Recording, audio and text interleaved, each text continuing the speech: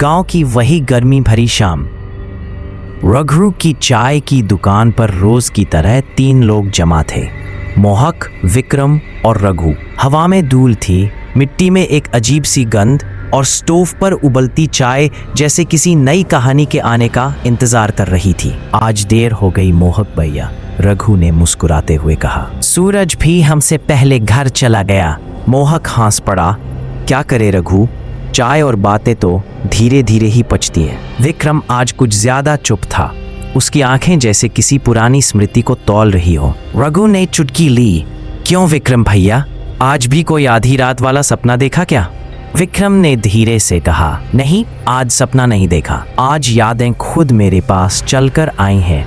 इनों के हंसते बतियाते माहौल में अचानक किसी के कदमों की आहट पड़ी। सड़क से धूल उड़ती एक दुबला पतला आदमी उनके सामने आकर रुका। बाल सफेद, आंखें लाल, चेहरा ऐसा जैसे कई रातें जाग कर आया हो। मोहक ने आश्चर्य से कहा, आप तो महीनों से दिखाई नहीं दिए। भुवन काका हल्के से मुस्कुराए।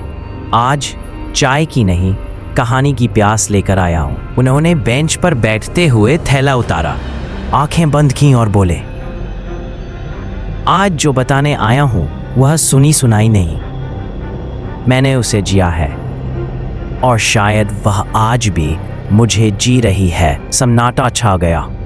चाय की भाप जैसे ठहर गई। कई साल पहले जब मैं देवपुर गांव में डाकिया था, आका की आवाज धीमी बढ़ती गई। तभी मेरी जिंदगी में एक नाम आया, मीरा। मोहक और विक्रम एक साथ बोले, मीरा कौन?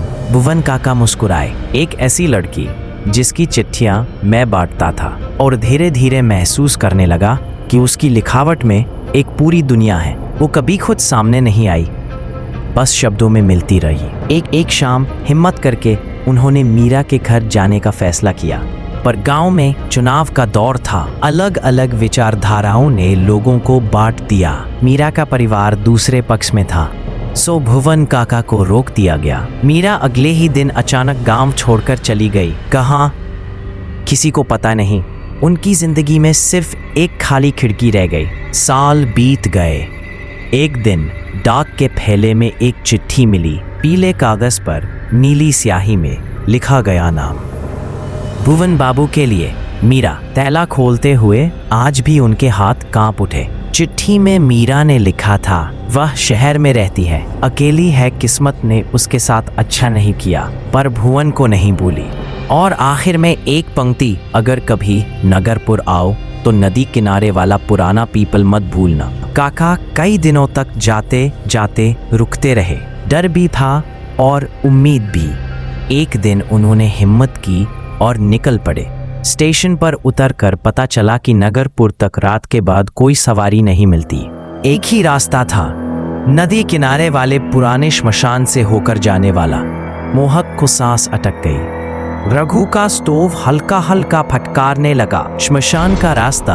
विक्रम की आवाज धीमी पड़ गई। भुवन काका बोले, हाँ, और रात बहुत गहरी थी। नाश्ता सुनसान था, पैर झुके हुए, हवा बेहिसाब ठंडी।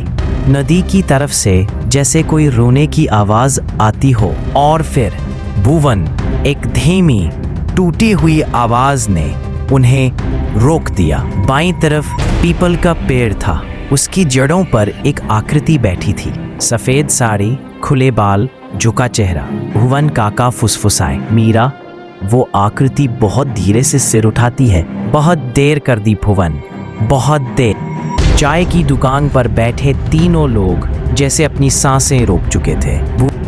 भुवन काका बोले, मैं आगे बढ़ा ही था कि पीछे से किसी ने जोर से पुकारा, भुवन बेटा रुको।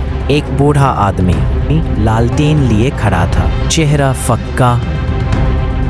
उसके साथ मत जाओ, वह बोला। वह मीरा नहीं है। क्या मतलब?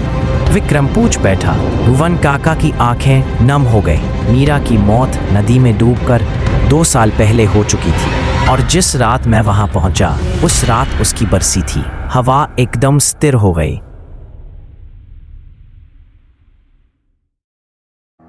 काका ने आगे कहा, जब मुड़कर देखा पीपल के पास कोई नहीं था, ना आवाज, ना आकृति, ना वो साड़ी। लेकिन उस रात के बाद मेरे हाथ में आने वाली हर चिट्ठी में मीरा की लिखावट खोजता रहा। भुवन काका ने लंबी सांस ली।